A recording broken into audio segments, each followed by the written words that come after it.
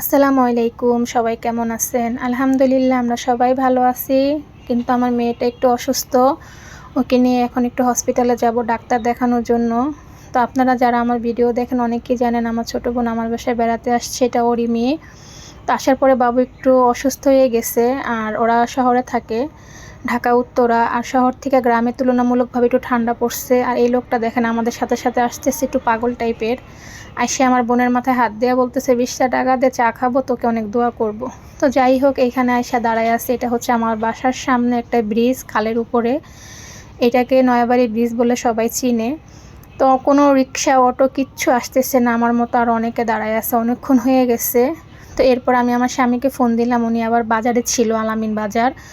ওনাকে বললাম যে একটা অটো পাঠিয়ে দাও, আমরা একটু বালাসুর যাব ডাক্তার দেখাতে। তো আমার স্বামী একটা অটো পাঠিয়ে দিচ্ছে, তা না হলে এখনও দাঁড়ায় থাকতে হতো। তারপর আমরা এখন চলে যাচ্ছি ডাইরেক্ট বালাসুর স্বামী হাসপাতালে।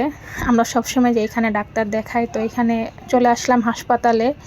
আইসা আমরা ডাইরেক্ট চলে গেলাম কাউন্টারে, কারণ ওইখানে গিয়ে এর আগে আমি আসছি, এখানকার প্রসেসিং আমি সবই জানি কিভাবে কি করতে হয়। তো এখানে আইসা আগে কাউন্টারে ডাক্তার আছে কিনা জিজ্ঞেস করতে হয়, তারপরে বাবুর নাম জিজ্ঞেস করছে, বয়স জিজ্ঞেস করছে, তারপরে ডাক্তারের ভিজিটটা এখানে দিতে হয়। এরপর ওনার একটা স্লিপ দিবে, এটা ভেতরে জমা দিলে আমাদের ডাক দিবে।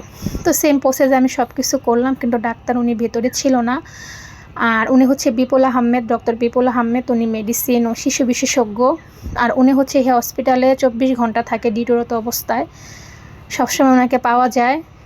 তো এই হাসপাতালটা আমরা প্রায় আসি, সবসময় সব রকমের ট্রিটমেন্ট পাই, সব রকমের পরীক্ষা করতে পারি। আর হাসপাতালটা মোটামুটি বড় আছে, আর সার্ভিসও খুবই ভালো দেয়, ভালোই সবসময় আসি। তো স্যার এখন আলতার রুমে আসছে, কাউকে হয়তো আলতা করতেছে, গ্রাফি। তো এরপরে স্যার আসলো, কেবিনে আসলো। আসার পর আমাদের আগে যার সিরিয়াল ছিল তাদের ঢুকাই। স্যার এটা হচ্ছে এই যে এখানে লেখা আছে স্বামী হাসপাতাল অ্যান্ড ডায়াগনস্টিক সেন্টার ডিজিটাল।